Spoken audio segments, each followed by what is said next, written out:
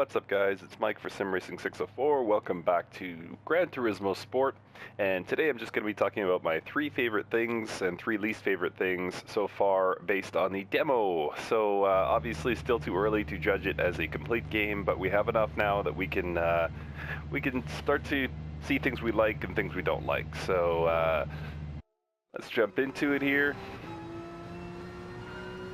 So my first thing that I do like is the graphics. The graphics are absolutely gorgeous, as we all know by now, and it extends beyond just playability, actually.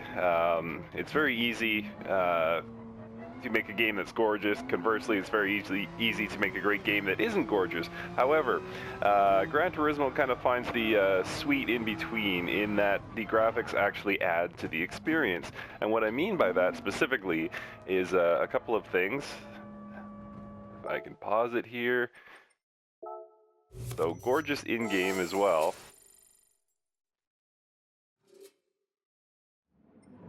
But it just finds its next level when you get into replay mode.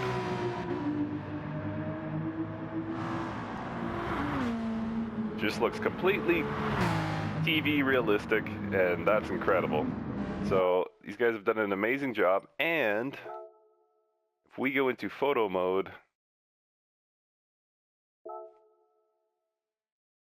very easy, even for a point-and-shoot guy like me,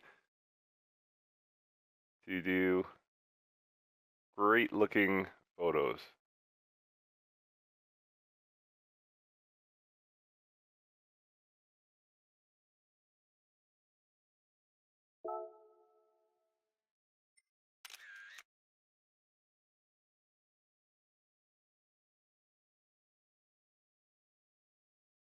So yeah, that's not a bad shot, and that just took me about 10 seconds to put together. So the graphics are number 1 on my list of things I like. Number 2 is the physics.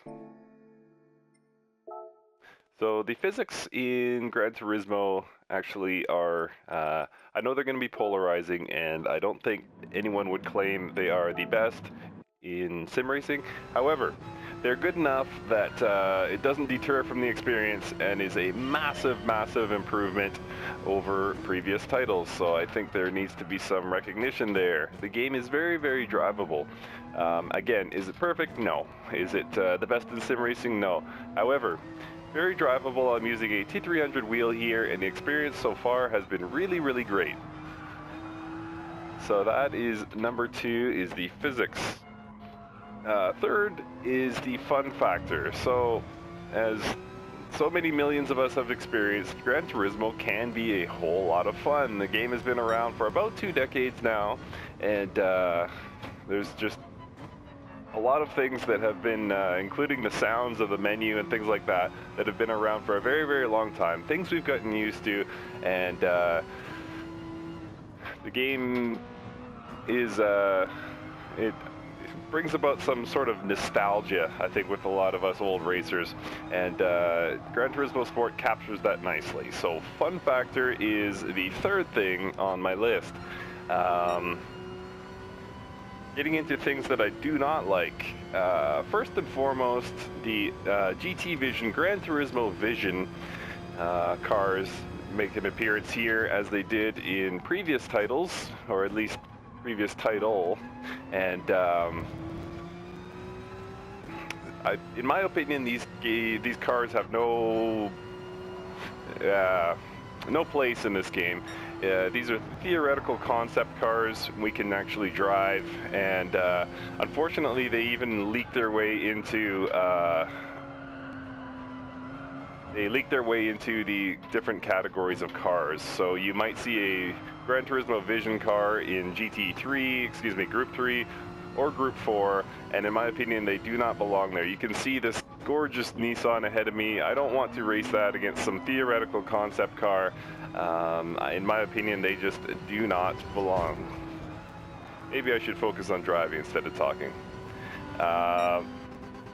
Number 2 is the fictitious tracks. As you can see here, I am running a fictitious track. This track actually has no real-life counterpart, and I would be fine with that if they didn't feature so prominent in this game. There's just an endless supply of fictitious tracks that we have to learn. Now, I'm just thinking, you know, they've done a good job with what it is. However, where is the budget for bigger tracks? Why do we not see Spa? We do see Nordschleife. Why do we not see a lot of other major tracks? This is Sony we're talking about. They have money. Where are these tracks? So anyway, that is number 2 on my kind of gripe list, is the selection of tracks is kind of lacking. They have too many custom created tracks. And thirdly, finally, is the AI in this game. I'm not really concentrating right now. I'm trying to talk while I drive. However, when we sink into a race, what you'll notice is you get pitted at funny times, and this is it's somewhere in between. This the reason I put it third is because it's not full stop bad. I did this full 30-lap endurance race that's available in the demo, and there were times when the back markers got out of my way nicely, and I was able to lap them and things like that. And there were times where I held racing line and the AI backed off, and there was other times where I had a good racing line and the AI just simply pitted me coming out of a corner or something like that. I couldn't even see the car in my rear view, and unfortunately my lap time and position in the race suffered in kind. So AI is hit and miss in this thing, and it's going to deter, I think, from the actual gameplay once we settle in and start spending potentially hundreds of hours in this game. So that is the last one, and I should say that Polyphony Digital could follow suit with Risa Studios, the developers behind Automobilista. Their AI is some of the best in the game, and not just that, but it's as I bounce off cars, but their AI is some of the best in the game, and they're continually working on it. They're at version 1.4.8 as of the time of this release, and they are still improving their AI despite being some of the best in the world. So Polyphony Digital could learn a lot from that. Alright guys, that's going to do it. Thank you so much for watching.